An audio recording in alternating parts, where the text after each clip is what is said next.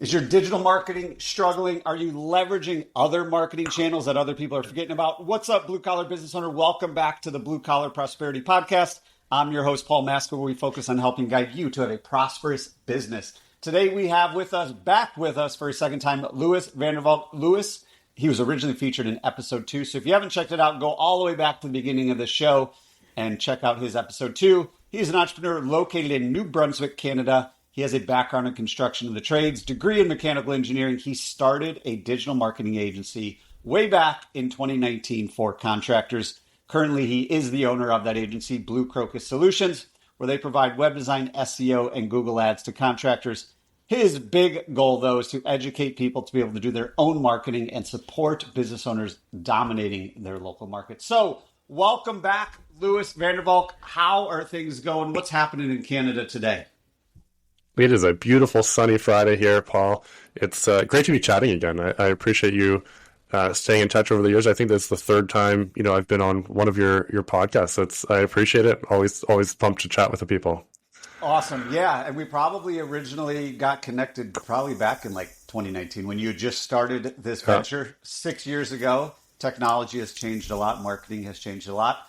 But one of my favorite things we were talking about before the show, and I always love when we chat, is like, you're just like the old school stuff that works as well. So even though you own a digital agency, you're just like all about kind of, hey, this still works. Let's keep doing it. A lot of people are always chasing the bright, shiny object. And you're really, kind of guerrilla, boots on the ground, like let's do things that actually work and get the phone to ring. So last time we talked about easy wins, local Facebook groups, a little bit of AI. We're going to dig into some other fun marketing topics today. But let's go back to basics. You're always going back to basics. A lot of the content you put out there is that what's going on in the guerrilla marketing, boots on the ground, strategies that your clients and that you see working today. Yeah, so I think we've talked a bit about this, but if we go back to basics, everything is about getting eyes on your what you're doing and what your business is doing. And a way to do that digitally is to mesh your real life networking with your digital networking. So what do I mean by that? Backlinking is a term you hear thrown around a lot in the digital marketing space. And, a lot of people are like, oh, I'm going to go to Fiverr, I'm going to buy 1,000 backlinks. I'm going to go, I have to get an agency to do it. Definitely don't recommend the 1,000 backlinks from Fiverr. That actually can hurt you quite a lot more than it's going to help you, especially now with Google being smarter. But just hiring an agency to do it isn't necessarily the only way to do it as well. So you can go out, you can connect with business owners that have supplementary or complementary or parallel businesses to what you have. So let's say you're a roofer. You've got, every other home service industry, touches the house, right? Plumbers, crack fillers, painters, etc. And you can talk to them and say, hey, can we write a blog post on your website about, something to look at? Let's say it's a plumber that you're reaching out to, and you say, hey, can I write a blog post on your website talking about, the things to look at that relate to plumbing when it comes to your roof leaking? Because, funny enough, in some of the old houses, if your roof is leaking, it can actually cause some issues with the, older metal piping, right? So there's different ways that you can do that. You can write a blog post, and then it links back to your website. And now you've got a link back to your website. You can get on the Chamber of Commerce. You can sponsor local, sports teams and get links from their website. You can sponsor local events. I started a junk removal business in 2021. And so we got to try a lot of these fun, random things that don't really cost a lot of money. So for example, for junk removal, we sponsored a local marathon. Just drop our branded trailer off there. We get advertising through that avenue. And we get a link from a very old, well-established website as well. So different things like that, where you can blend, real-life networking, because you're talking to real people, you're making connections that way with that digital impact and footprint is really, really powerful for your business. Yeah, and it's so simple, yet we don't think of those things because we think about and we're all guilty of it. I'm just guilty of I don't want to go to a chamber of commerce because I don't want to be sold by the Edward Jones guy, by the life insurance person, by the bookkeeper, whoever. I just want to, get my name out there. But when you can actually lead with value, and then you get value in return of hey, and you can return the favor too, right? Hey, I'm the plumber and you're a roofer. Why don't we swap and we both produce content? We both have backlinks. We're both building our local brand and authority, and everybody wins. But a lot of times we just don't think about that. So love love that idea to, just establish those backlinks. So for those listeners out there thinking, Lewis, this is great, but why are we still focused on SEO? Google is going to do their own thing no matter what. AI is going to do their thing no matter what. Why is SEO still important no matter, the day, the time, the year? So whether you're freaking out about AI overviews or Google losing market share or whatever, people are still going online to search. People are still going online to look at, how to find a plumber, how to find a roofer, how to find a junk removal company. That's not going away. Google's a massive company.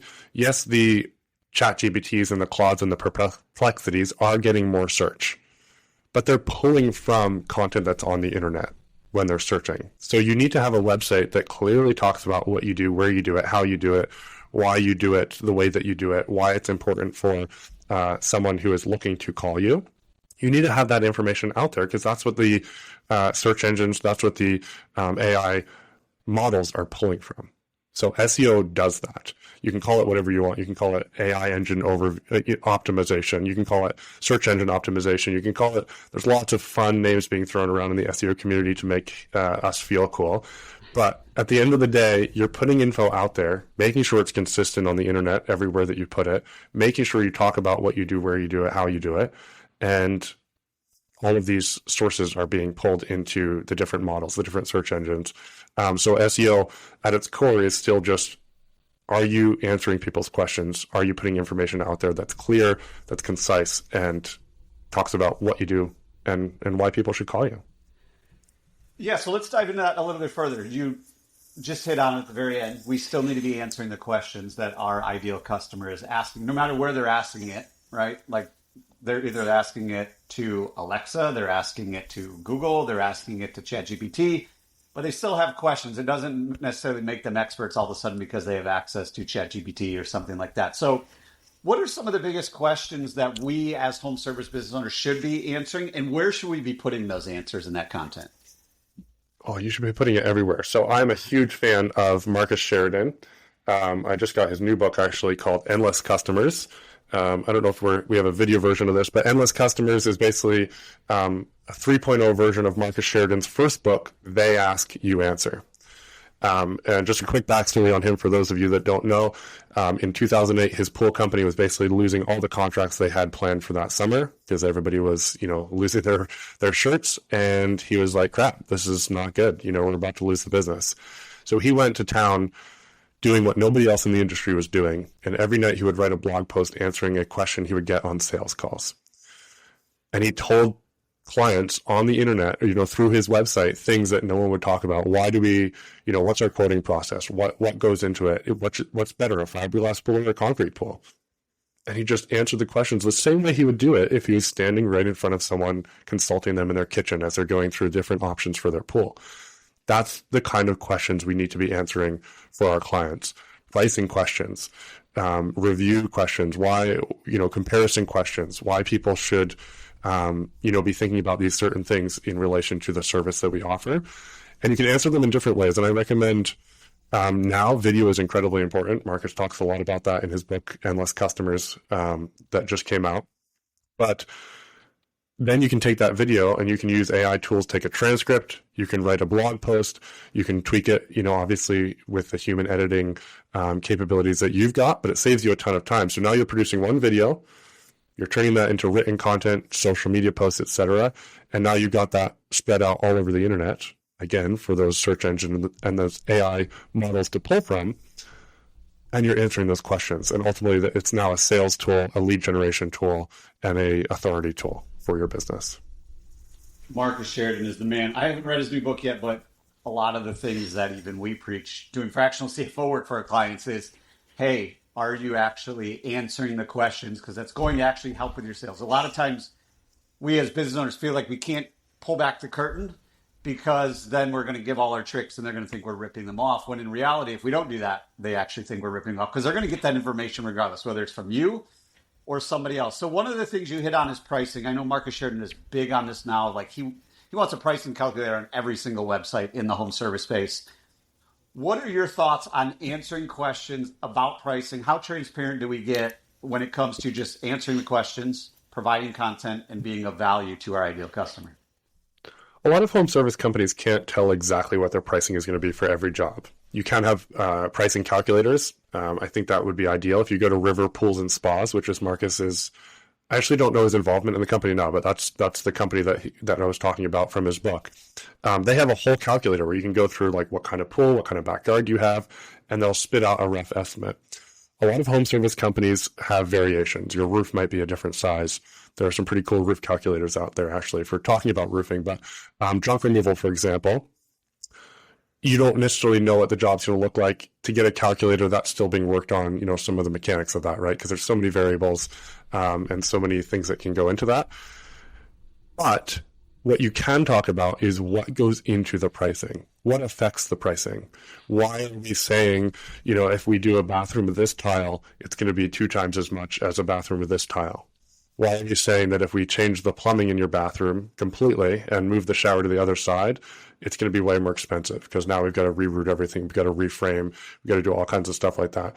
If you can help customers understand that, then when you're having that conversation, they're not just like, oh, you just doubled the price because you don't want, my business. It's like, oh, that makes sense. This is why you're doing that. And this is why, for junk removal, if I take all my stuff to the curb, it's not going to cost as much because it doesn't take your team as much time to do the work.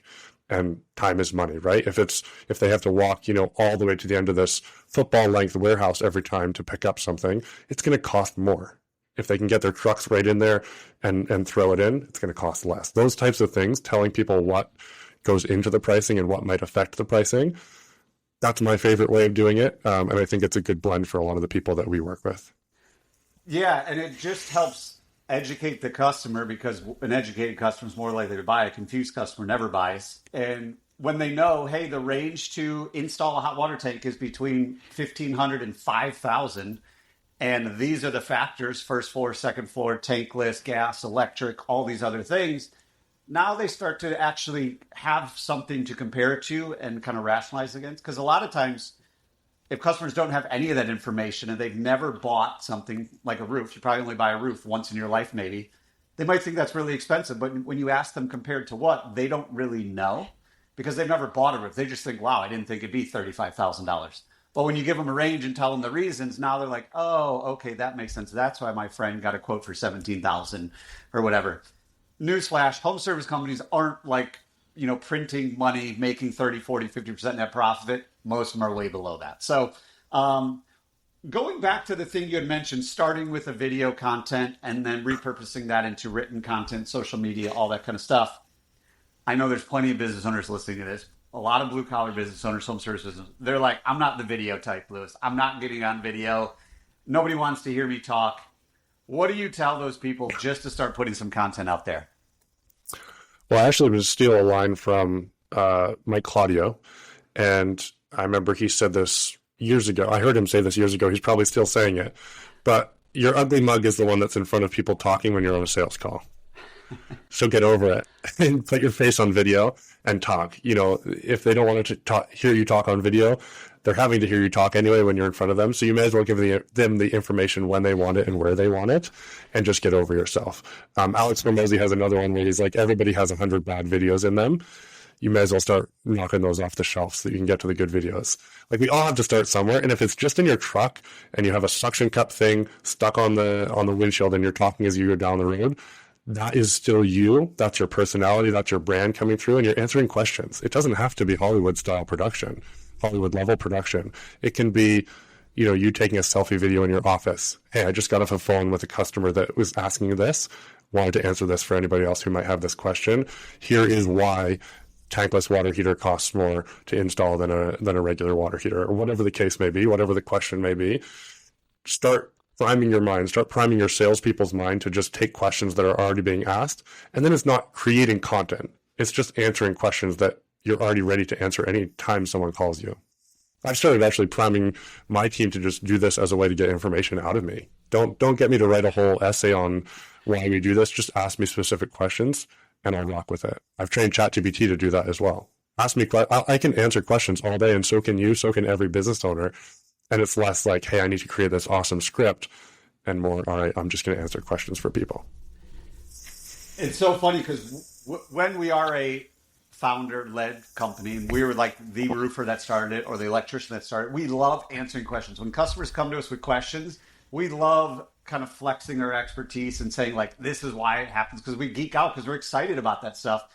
And I love the idea of just like having ChatGPT produce those questions so you don't have to think about it. Like train it a little bit. Probably doesn't take you more than 30 minutes to train it. And then you just say, hey, spit out questions and I'll answer them. I'll hit record. What's kind of ironic about all that is the authentic videos that aren't professionally produced connect way better with a homeowner that is buying your service versus like if they see you in this fancy production studio, they're going to think this person's charging us way too much because they got to pay for all this production versus this guy's just in his work van, blue collar dude, just answering a question and I can actually, rock with that guy. So super great advice there. So going back to the AI thing you had mentioned a little bit with, kind of the AI overview spitting out at the top. And a lot of people, you probably hear it more than anybody, all the agencies freaking out about it. Hey, we're going to get clobbered and all that. But what are some things we can do to either overcome that or use that as like a superpower and allow that to actually accelerate the growth of our business? So let's say you want to, I don't know, we've been talking about plumbers here and tankless water heaters. Let's say you're in Kansas City and you want to be rocking it out for tankless water heater install in Kansas City. I'm going to go back to the content thing that we just went through, and I'm going to pull from that and tell you how you can take that content and put it on different platforms to then feed into the AI. So you're going to take some questions from tankless water heater install. You're going to do a few videos. You're then going to transcribe those and turn them into a blog post or a page on your website. Simple enough. You can take the video with your phone.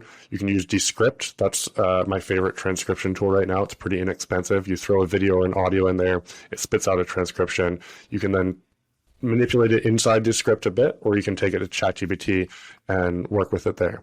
So now you've got a written piece of content. You can then create variations of that piece of content and put it on Medium.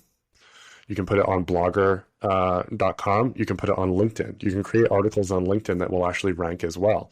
So now you're feeding information from not just your website, but from these different, pretty high profile, pretty authoritative sites.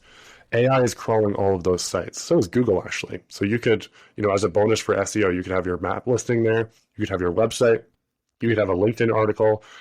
You could answer questions on Reddit using content from that article. And now you've got a ton of real estate being taken up just on your Google homepage search. And then the AI models are searching from there as well. So you're killing a lot of birds with one stone. Amazing. The next question somebody's listening right now is saying, Lewis, that's awesome, but I don't have time to do that. What are the best ways? Obviously, we could hire Lewis and Blue Crocus, but you're also big on like helping people just go do their own thing. What are some ways to do that quickly, efficiently, but obviously, still actually accomplish the goal that we're looking to accomplish? I think anything in business or life, but especially as business owners, if we don't prioritize it, it's just not going to happen. And there's a lot of friction between something that we've done or something that we know we need to do and something that we haven't done. So my algebra teacher said it's not difficult, it's just different. And a lot of us freeze up because we're like, oh, that's got to be difficult. Shooting a video, transcribing it, creating content. For me, it's not difficult anymore because I've done it so much. When I first started, it was something I hadn't done. And with everything else going on, I was like, man, there's no way I'll be able to do that. So I would recommend just doing a few and running through it. You'll get comfortable with it. And then what you can do is you can create a process from that. And then you could hire someone remotely to help you with that. You can get people on Hire My Mom if you want to get someone, US based. Tons of women out there, usually very skilled. They just want some part-time gig to help business owners out and be flexible and remote. Or you can go on somewhere like Fiverr or Upwork and find some awesome people there. Or you can hire, onlinejobs.ph as well. Some awesome people in the Philippines. You've got options there. Do it a few times yourself, figure out what works for you. So you've got some, investment up front of time and making sure it's how you want it. And then you can just have someone watch your process and repeat that over and over. And all you've got to do is just be feeding those videos into the top of the pipeline. And then everything happens from there. Yeah, I think the key to that really is the key to anything in business is we got to figure it out and then we create a process and we can give somebody else to do it. And it's easier than ever to give some sort of technology thing to somebody else just by all the things you mentioned, Lewis, of, we can go to the Philippines, we can go local, we can go Fiverr, we can go Upwork. There's so many ways to and then you create a relationship with that person if they're good at it. Mm-hmm. Like I have people on Fiverr that I use over and over for YouTube stuff or podcast stuff. And it's just like, hey, here's another order, submit the order, they get it done, they deliver to you. And it's a piece of cake. But like you said, it's really difficult to do it at first because it is different. I remember the very, very, very first podcast I did probably 10 years ago now. Like it was a solo podcast and I was like freaking out just to hit record. And it wasn't even live. It was just like recording on my computer. And I'd like start to click the button and like freeze up. Now I could, like you said, you could do it at any time, anywhere.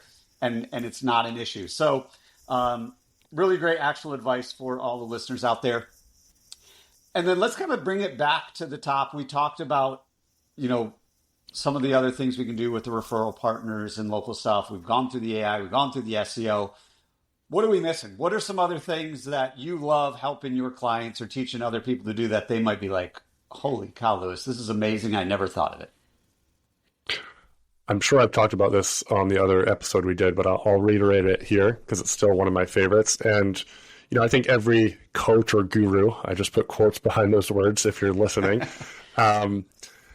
I think the best advice comes from people who have actually done it. So my best advice is usually something that I've done. It's not necessarily the best advice out there, but we've done this. I did this when we started our junk removal company. So I've got, kind of the proof in the pudding.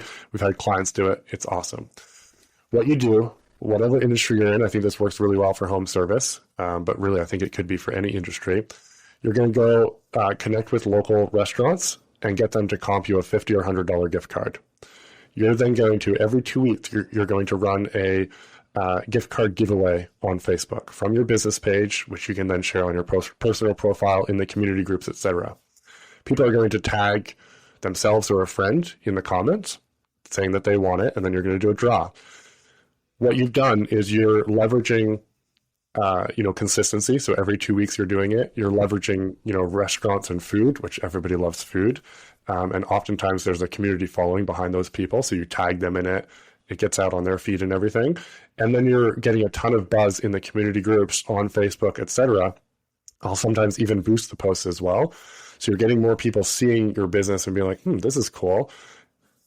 And then what happens is it ends up driving more traffic to your website too, because people are curious about what you do. You get more views on your Facebook page. You're posting content on there anyway. People are seeing it. It's one of my favorite ways. Pretty inexpensive. Takes a little bit of, reaching out to business owners to get those gift cards. Most of them I got for free. They would give me a $50 or $100 gift card, and I would just basically get them excited about running a competition with us locally. And then you get all of that traffic, all of those eyes on what you're doing, and where you're doing it and why you're awesome, which leads to, networking again, eyes on your business, people knowing what you're doing, and people having fun while they're doing it. That's an awesome idea. And like you said, most restaurants will buy into that because they don't have to do any of the work. They're spending $50 to have you go do all the legwork, get a whole bunch of eyes on their business. And you're just creating that community feel of like, hey, we're locally owned. Hey, we're just doing our part to support the community. And eventually you become known as like that company that's always supporting other businesses. So we want to support them. And I think why that's so important though is most home services, they're not things people need right when they see your brand, but when they need what you have, they remember your brand. So it's not like, oh, I need a roofer today, and he just happened to be giving away a gift card. It's like, no, 2 years from now, I'm going to need a roofer. And when I do, who am I going to remember? Oh, it's that person that's always supporting the local community. And that's where I think a lot of times, and this could be another interview, but the difference between branding and marketing in the home service space is so kind of, intertwined, because a lot of the things we do, we tell ourselves it's marketing and it's not working, but it's actually branding and it's working really well. Once that person actually needs our service, they just don't need us today. So love the actual advice there for all the people out there. So as we begin to wrap up this interview, Lewis, we asked this question probably on episode 2, and we're going to ask you again. We want our listeners to take immediate action. We've talked about a bunch of things. You're a wealth of knowledge. What's one thing that our listeners can do within the next 24 hours to start to move their business forward? I'd probably wrap it with the thing that we just talked about, which is giveaways. You've got your branding, you've got your marketing, you've got community involvement, you've got networking all wrapped up in one. It's fun, it's effective, and it moves the needle. So I would pick that. And then if you want a second thing and you're really a go-getter, start shooting some video and turning that into written content. There you guys go. And everybody, if you're listening to this podcast, you have a computer in your pocket that you can record that video from, and a computer in your pocket that you can connect with all these businesses. And you're probably in the van every day driving around anyway, or someone on your team is, and you could just literally, you or someone on your team drives by probably 50 restaurants a day within your community. Louis Vandervalk, thank you again for coming to the show, sharing your journey, and providing a ton of actionable advice for all the blue-collar business owners out there as we continue on this journey to prosperity. Before we sign off, where can listeners go to keep in touch with you, learn more about you, and follow your content? Absolutely. Pleasure to jump on, Paul. I will send you a link to a blog post that I have with scripts and everything for reaching out to the business owners, the restaurants and stuff, so people can go grab that. But bluecrocus.ca is our website, and then Louis Vandervalk on socials is where you can follow what we're up to. Awesome. Love it, Louis. Appreciate your time. We'll talk to you in a year. Talk soon, man. All right, see ya. And before we go, as you know, there are a lot of moving parts when it comes to creating consistent, positive cash flow. However, the journey starts with making sure you are priced right so you can have a growing and more profitable business. I have created a super easy to use pricing calculator for everyone in the trades. You will no longer have to guess what you should charge. You'll no longer have to call around your competition and see what they charge. This calculator is easy to use and will provide you confidence and clarity that you're actually priced right. It also comes with a step-by-step PDF guide and a video walkthrough. So head on over to thebluecollaradvisors.com/price. thebluecollaradvisors.com/price to download it today, and so you can start implementing it tomorrow. Until next time, remember, what got you here won't get you there. If you are ready for different results, it's time to start doing things differently.